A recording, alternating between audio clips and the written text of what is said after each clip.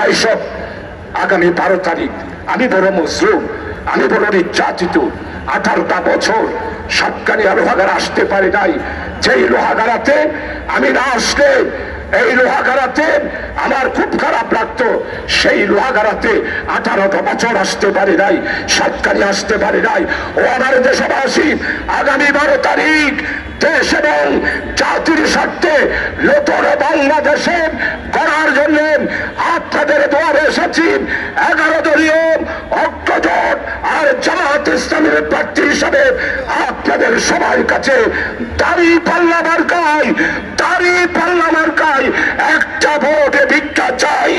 আপনারা একটি ভোট ভিক্ষা দিয়ে আপনাদের সেবা করার সুযোগ দেবেন। আর আপনারা জাতির স্বার্থে গণভোটে প্রতীকে একটি সিল মারার আবেদন রেখেন।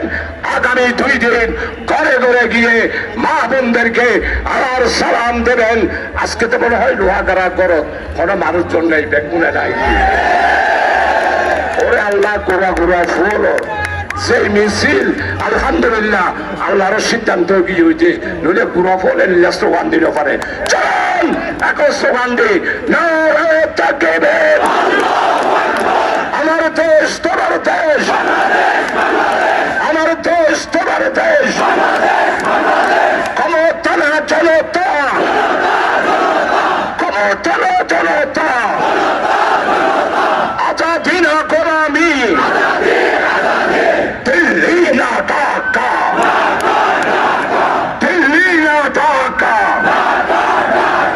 ইনকিলাব ইনকিলাব, ইনকিলাব ইনকিলাব, লোহাগাড়াবাসীকে বলে যাই দাঁড়িপাল্লায় ভোট চাই। লোহাগাড়াবাসীকে বলে যাই, ব্যবসায়ীদের বলে যাই, আলেম উলামাদের বলে যাই, ছাত্র শিবিরকে বলে যাই, ছাত্র শিবিরকে বলে যাই, জেলা সভাপতিকে বলে যাই, দাঁড়িপাল্লায় ভোট চাই। আসসালামু আলাইকুম ওয়া রাহমাতুল্লাহ।